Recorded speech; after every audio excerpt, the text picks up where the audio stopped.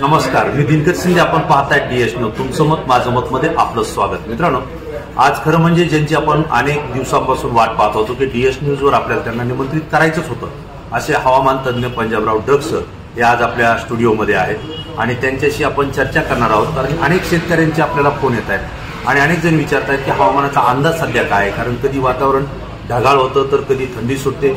अशा परिस्थितीमध्ये कोणत्या पिकाला त्याचा फायदा होतो आणि कोणत्या पिकाला नुकसान होईल या संदर्भात सुद्धा शेतकऱ्यांच्या समोर अनेक प्रश्न आहेत आणि याच प्रश्नांचे उत्तर देण्यासाठी आणि त्यासोबत या पुढचं हवामान नेमकं कसं असेल आणि शेतकऱ्यांनी काय काळजी घ्यायची याविषयी आपल्या पूर्ण माहिती हे हवामान तज्ज्ञ पंजाबराव ढग साहेब या ठिकाणी देणार. सर नमस्कार, आपलं स्वागत. सर, शेतकऱ्यांचे अनेक प्रश्न आहेत, तर सध्याचं जे हवामान बदलत आहे याविषयी शेतकऱ्यांना माहिती आपण द्यावी अशी माझी अपेक्षा आहे. सध्या काही राज्यात पाऊस पडणार नाही, फक्त राज्यामध्ये मात्र ढगाळ वातावरण राहणार ही अंदाज लक्षात येतात. म्हणजे राज्यातून नेमकं शेतकऱ्याचं तूर काढणी चालू आहे, नेमकं कांदा काढणी चालू आहे, वीट भट्टीवाल्यांचा विटा देखील चालू आहे. त्यांना सांगू इच्छितो की पाऊस काही येणार नाही, त्याच्यामुळे काही चिंता करायची गरज नाही. फक्त ढगाळ वातावरण राहणार आहे म्हणून हे अंदाज लक्षात घ्यायचे. पण हे ढगाळ वातावरण काही जणांसाठी चांगलं असतं, काही जणांसाठी नुकसानकारक असतं. ढगाळ वातावरणामुळे काय होतं, वेलवर गेल्यासाठी चांगले, म्हणजे टरबूज खरबूजवाल्यासाठी चांगले. त्याच्यानंतर ज्वारी असेल तर फुलवारा भरण्यासाठी चांगलं असतं. हरभऱ्याला फुलं लागण्यासाठी ढगाळ वातावरण चांगलं असतं. पण हेच ढगाळ वातावरण द्राक्ष शेतकऱ्यासाठी वाईट असतं. म्हणजे त्यांचं काय होतं, त्याच्यामध्ये बुरशी येते, कूच तयार होते, त्याच्यामुळे त्यांना दव पडतं, त्याच्यामुळे धुई येते, त्याच्यामुळे त्यांच्याकडे नुकसान आहे. काही जणांचा फायदा होतो आणि काही जणांचं नुकसान. म्हणजे निसर्गाला काय करावं लागतं, दोघांकडे लक्ष द्यावं लागतं. काही शेतकऱ्यांचा ज्वारीला फायदा होतो, काहीला नुकसान होतं. हे असं निसर्गाचं चक्र चालू असतं. पण ह्या जानेवारी महिन्यामध्ये मात्र शेवटच्या आठवड्यात थोडं पावसाचं वातावरण तयार होईल म्हणून हे एक अंदाज म्हणून एक थोडं सांगतो. म्हणजे आता शेतकऱ्यांना प्रश्न पडतो की यावेळेस पाऊस येईल का? कारण अवकाळीचं बऱ्याच वेळा सांगितलं जातं की अवकाळी पाऊस येईल आणि या पिरियडमध्ये बऱ्याच फळबागांचं सुद्धा नुकसान होतं. तर अवकाळीच्या संदर्भात काय? सध्या नाही अवकाळी. म्हणजे 26 जानेवारीच्या नंतर थोडं एक वातावरणामध्ये चेंज होणार आहे. त्यावर्षी एक अवकाळी येण्याची शक्यता आहे. जर थंडी आपल्याकडे जास्त राहिली तर मग ती अवकाळी येऊ शकणार नाही आणि थंडी कमी झाली तर मग बिलकुल अवकाळी येईल. पण तुम्हाला एक सांगू इच्छितो की एक माझी सर्व शेतकऱ्यांनी सांगत असतो, शेतकऱ्यांनी एक वहीमध्ये तारीख लिहून ठेवा. दरवर्षी आपल्या महाराष्ट्रामध्ये 22 फेब्रुवारी तर 10 मार्च गारपीट होते. ही सगळीकडे होत नाही, फक्त काय होते, भाग बदलत राहते म्हणून हे लक्षात येतं. आणि तुम्हाला एक सांगू इच्छितो, यावर्षी देखील 22 फेब्रुवारी 10 मार्च गारपिटीचं वातावरण आहे. पण काय होणार आहे, वेगवेगळ्या भागात जाणार आहे. तर यापूर्वी सुद्धा गारपीट आपल्याकडे झाली होती आणि सगळ्यात मोठ्या गारांचा आकार सुद्धा पाहायला मिळाला. तशी काही परिस्थिती होईल? गारपीट नेमकी कुठं होते तुम्हाला सांगतो. म्हणजे गारपीट मला अभ्यास करण्यासाठी 14 वर्ष गेले. म्हणजे 14-15 वर्ष गेल्याच्या नंतर नेमकी गारपीट कुठं होते त्याचा एक वहीमध्ये शेतकऱ्याला सांगतो की 22 फेब्रुवारी ते 10 मार्च आपल्या महाराष्ट्रात गारपीट होणार.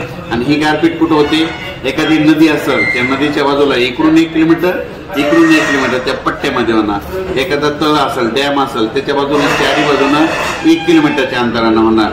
त्याच्यानंतर तुम्हाला एक सांगतो की एखादा डोंगर असेल तर डोंगरावर गारपीट होणार आणि डोंगराच्या बाजूला काही जमीन असेल तर तिथं होणार नाही.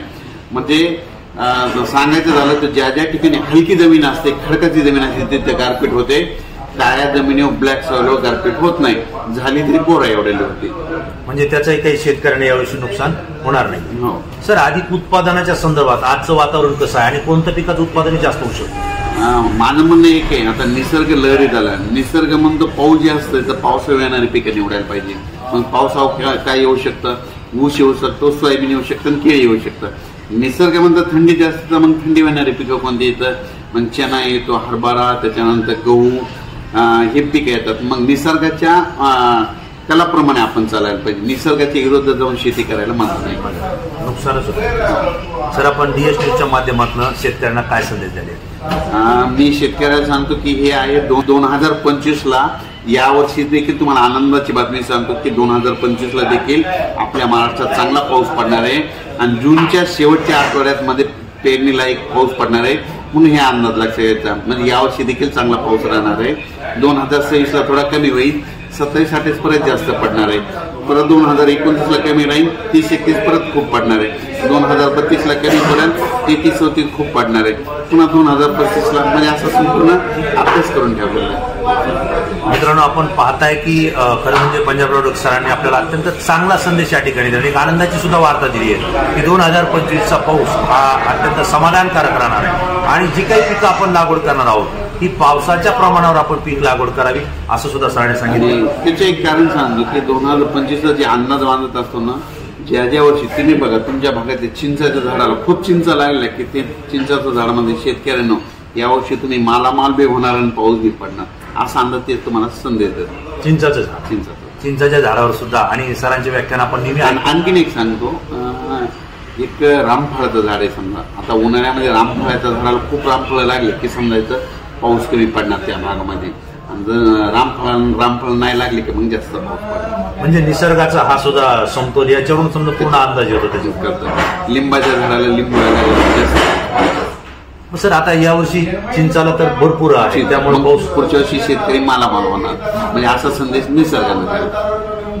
मित्रांनो, जे काही मनामध्ये प्रश्न आपले आहेत तसं जर पाहिलं तर डक सरांना आज वेळ नव्हता, परंतु वेळात वेळ काढून डीएस न्यूजच्या प्रेक्षकांसाठी त्यांनी आपल्याला या ठिकाणी वेळ दिलेली आहे आणि जे काही महत्वाचे प्रश्न होते जे तुमच्याकडून आम्हाला येत होते ते आम्ही विचारले.